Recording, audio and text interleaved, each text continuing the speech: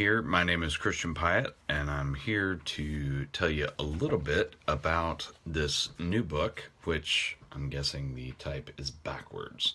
But if I turn it around, that doesn't really help.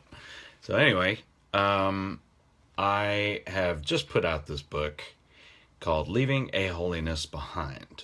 And I put a bunch of fun things in here because basically what it's about is why is it that so many people who claim to follow Jesus seem to be so not like Jesus. It's pretty straightforward, right? And so I knew that this was a sensitive subject, and I have written about this before, and one of the problems actually is that Christians don't have a great sense of humor sometimes. So I wanted to figure out a way to do this that wouldn't hopefully piss everybody off, but it's going to piss some people off. I've kind of been doing that my whole career. So I figured we can play a game. Now, each of the chapters in this book are followed by some sort of activity or game. First of all, hi Heather, hi Marnie, hi Candace, hi everybody else who is watching. Get your pen and paper ready because we are going to take the A-holiness test. And believe it or not, I have never had someone go unscathed through this test, including myself. I'm an asshole. That's just how it is. And you are too. But I love you anyway. So one of the things that we have to do, and the point of this book is not just to say Christians are assholes. The point is more kind of like what Gandhi talked about. He says, I like your Christ, but I don't like your Christians.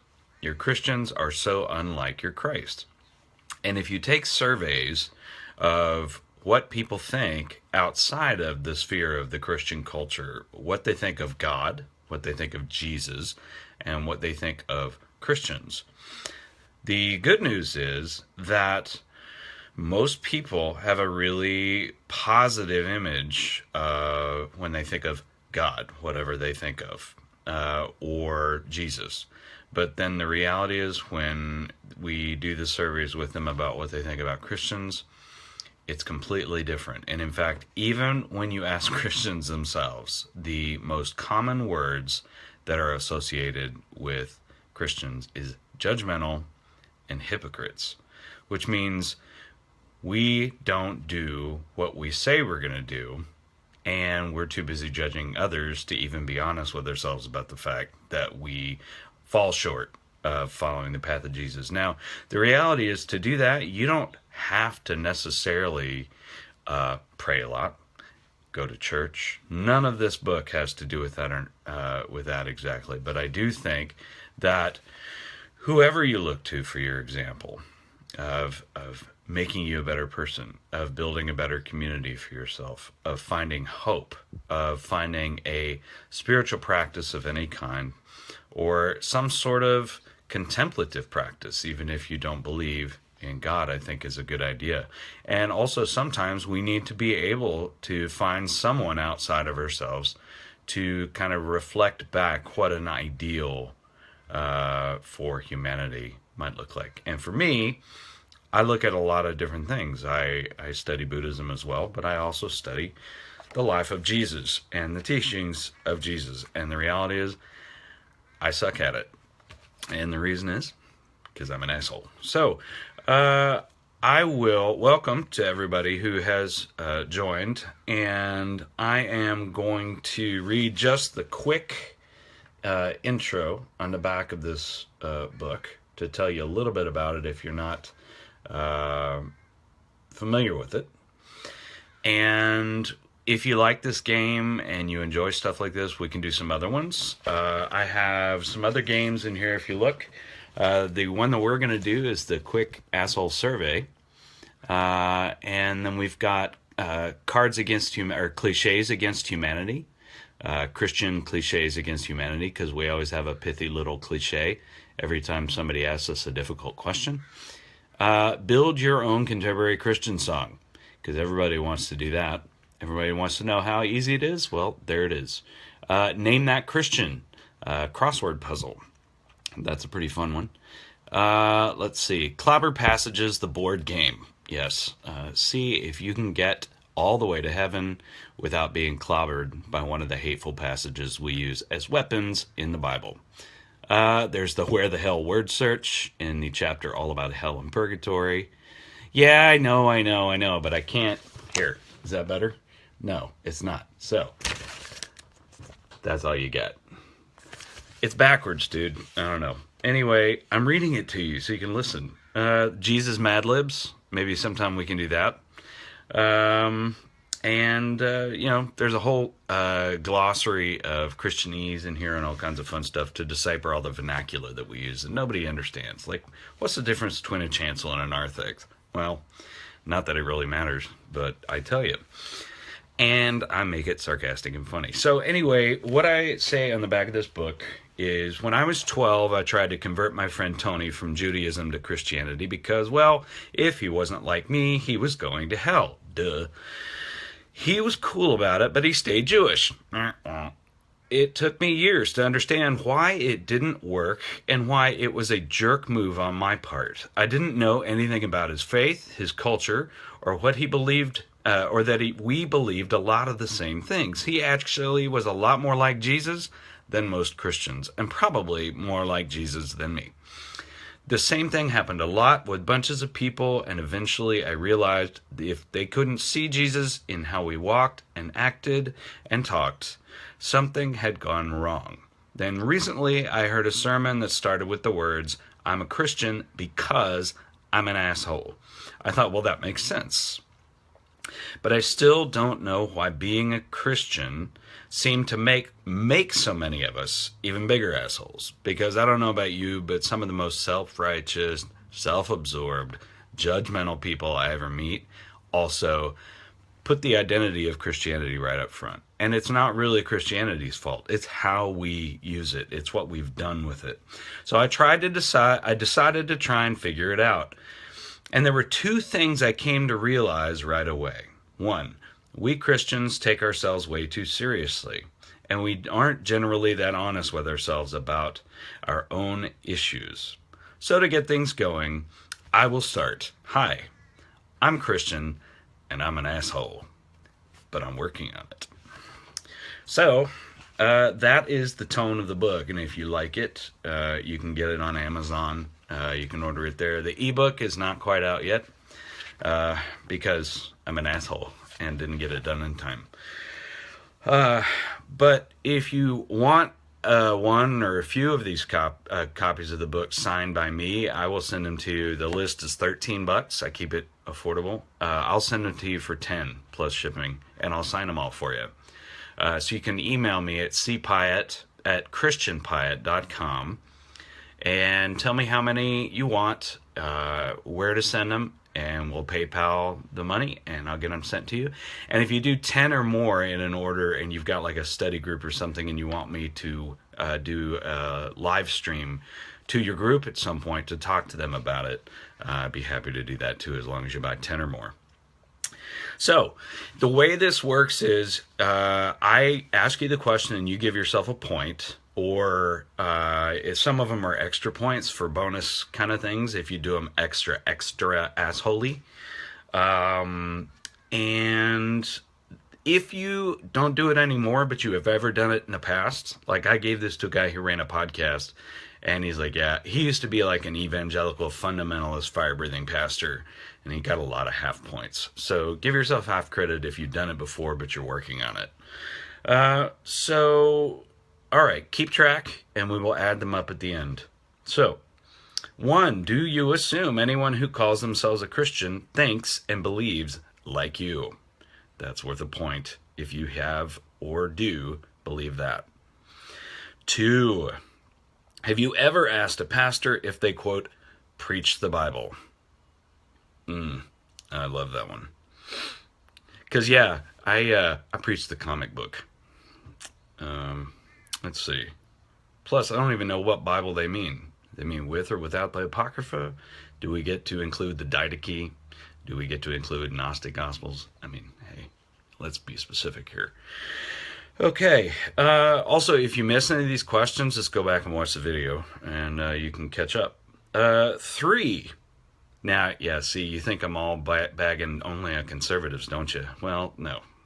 Liberals can be assholes, too. Have you ever driven a gas-powered vehicle to a climate meeting or rally? Hypocrisy. Have you ever used a phrase like, everything happens for a reason, he or she is in a better place? Or have you asked Jesus into your heart? And by the way, there are another 40 cliches like that in the book, and you should eradicate them from your vocabulary. Let's see. Do you put one of those little Jesus fish on your company sign or business cards? Have credit if you shop intentionally at places who do. It is not a country club. It is a movement. It is a call to get our asses in gear, not to exclude other people. Have the words the Bible clearly says ever come out of your mouth? Have you ever left a tract instead of a tip for waitstaff? I used to wait tables, and I believe there is a special place in eternity for people who do that. Actually, I don't, but I'd like to say that because I'm an asshole. 8. Do you believe that pastors who tell you Jesus wants you to be rich are actually preaching the gospel? Ugh, not a fan. It's called prosperity gospel and run the other way. Number 9, have you ever worn Christian swag to make sure other people know you love Jesus? Yeah, like the WWJD, like wristbands and, you know, Jesus is my co-pilot and stuff like that. Getting some lovely emoticons there. I don't know if they're at me or at the people who do this. Either way, do you believe Jesus would have been a Republican? Number 11. Do you believe Jesus would have been a Democrat? I have seen those bumper stickers. I friggin' hate them. Let's see. 12. Do you believe that liking articles you agree with online or forwarding a tweet is an act of social justice? Get off your ass. Which is ironic because I'm sitting on my ass. 14. Have you ever found a way to work one of your own acts of kindness or generosity into a conversation or a social media post as a sort of, quote, humble brag? Now, crosses don't really count, I don't think. It's more like Jesus is my homeboy or a WWJD kind of thing. Although, you know, one reason I actually stopped wearing crosses is just because it's like wearing an electric chair around my neck. Now, there's a whole discussion about the fact that it's an empty cross, so it represents hope and things like that. And that's fine. I just stopped wearing them because it was an instrument of violence, and for me, it just didn't work. I wasn't able to repurpose it in my own brain to get there. Anyway, we have about 100 crosses on our wall here in the house. My wife Amy has them on the wall, so I really can't say much. So the humble brag. Have you ever done that? Sort of worked a humble brag into a conversation. Example, I'm so grateful for the chance to feed the homeless on my day off today. I've done it. Okay, Scotty Splinters says that crosses should count. Well, you can listen to him instead of me then. I just wrote the thing, but I am neutral. You score yourself based on what the baby Jesus in your ear is telling you. Number 15. Have you ever used your faith to exclude anyone from full participation and leadership in a faith community?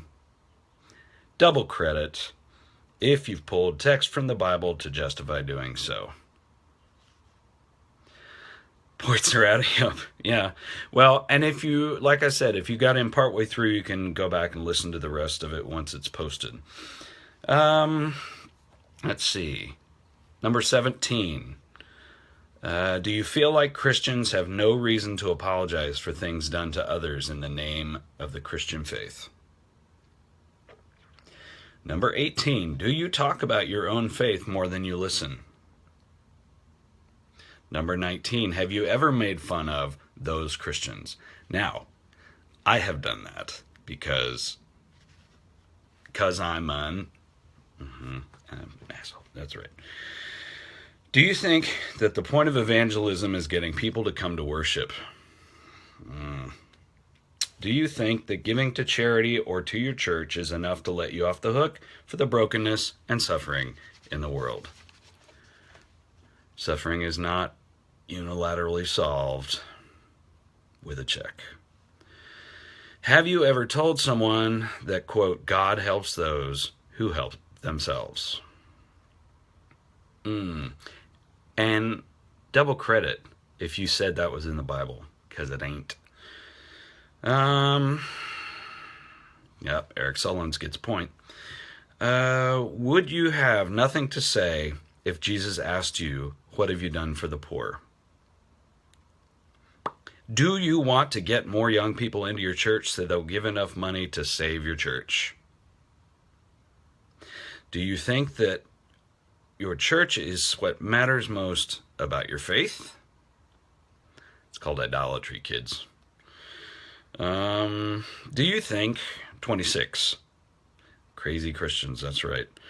26, do you think that you have the answer to questions anytime someone asks you about your faith? 27, do you think, or did you think, that Jesus was white? 28, have you ever quoted a Bible verse to someone to prove that you're right and they're wrong? Naughty. Double credit if you later realize the verse wasn't actually even in the Bible. Triple credit if someone else had to point that out to you that the verse wasn't actually in the Bible. Oh, so busted. 29. Do you believe that God's just... Sorry. I amuse myself.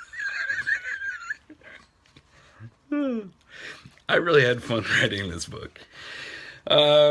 29. Do you believe that God's sense of justice is the same as your justice?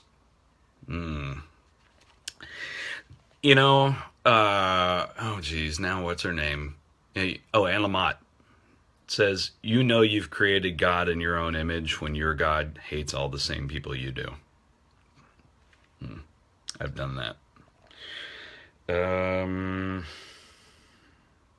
30. Do you think the United States is a Christian nation?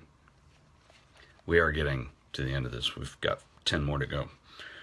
Have you ever argued that the earth is 6,000 years old?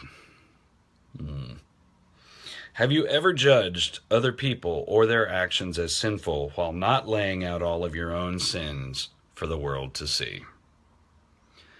Remember that verse in Scripture about let that person without sin cast the first stone?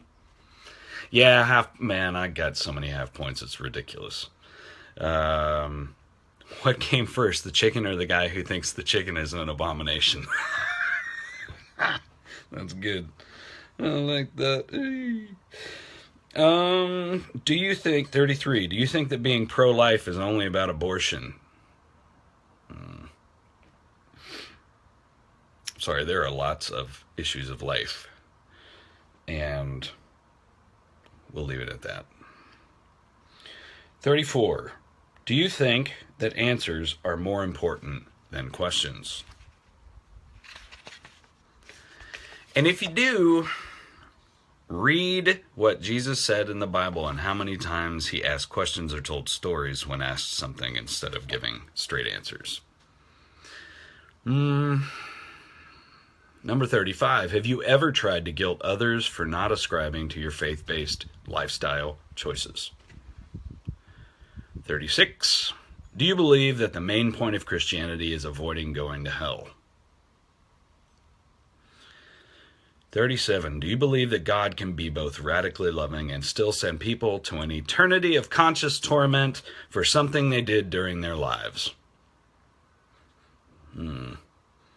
That's what I got thrown out of church for at 17, challenging that little doctrine. 38. Have you ever judged or condemned the immorality of, quote, the rich while convinced you're not one of them? I've done it. I have so many Donald Trump jokes. Donald Dump jokes that, of course, they're not just about him being rich. It's because he's an ass. 39. Do you believe God actively blesses your already comfortable, privileged life while doing nothing about sex slavery, genocide, child labor, and famine? Number 40. Do you, or did you ever, before you took this test, think that you actually weren't an asshole? That is worth 10 points. If you thought you would get out unscathed. All right. Now, I do put a little footnote here at the bottom. Right there. I'll read it to you. The author, publisher, illustrators, and all others involved with the creation of this survey are not held liable for any violence done toward your person in conducting this survey with or to others. We are hereby exempt from all acts of retribution, from flaming poop on your doorstep to permanently reorganized faces. Why? Because we're assholes, and bullies scare us. So add up your points. I'm going to trust you're fast at this, and I'm going to tell you what you have. If you want to share how many points you got, awesome. That's great. If you want to just keep this to yourself, well, go sit in the shame corner and add up your points.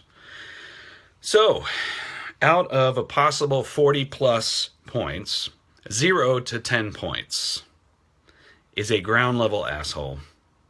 You would have to work for folks to recognize you as an asshole Christian on a daily basis. Half a point. Wow, well done, Roger. 30 and a half. Well done. Ground level asshole, 0 to 10. 11 to 20 points. Ooh, Marnie Leinberger is on the cusp. She is an asshole in training, close to executive asshole. 11 through 20 is asshole in training. You do some pretty dickish stuff, but you might actually be onto yourself. 21 to 30, executive asshole. Chances are you can make a living at this. When folks talk about Christians being assholes, at least a handful of people imagine you.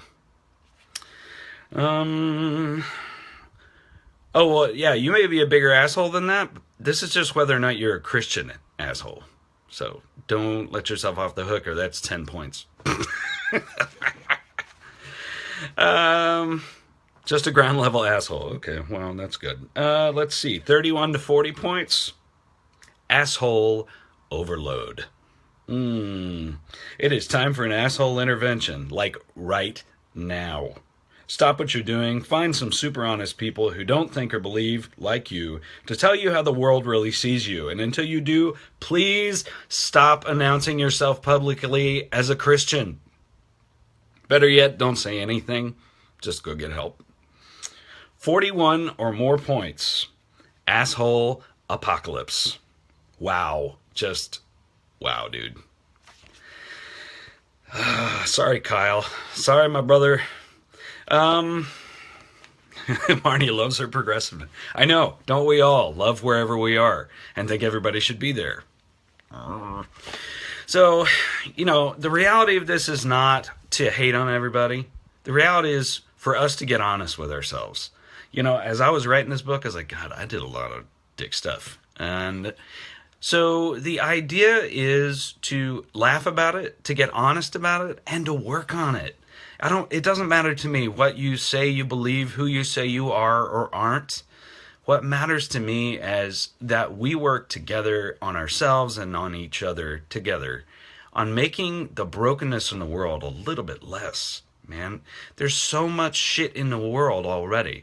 There's so much hate and division and just viciousness. I mean, we sat through 4 days of it, and I'm guessing we're about to sit through four more. And so we need to take on the humility that we're actually kind of assholes, which is exactly why we need to look to the example of Jesus. Because I think, he was a pretty good example. Or to Buddha, or wherever you find that inspiration to work daily on being a better person, while never letting yourself off the hook of, well, it's all done now, isn't it? I'm all fixed. Because that's when it all creeps in. So, anyway, yes, order another beer. Drink away the pain, my brother.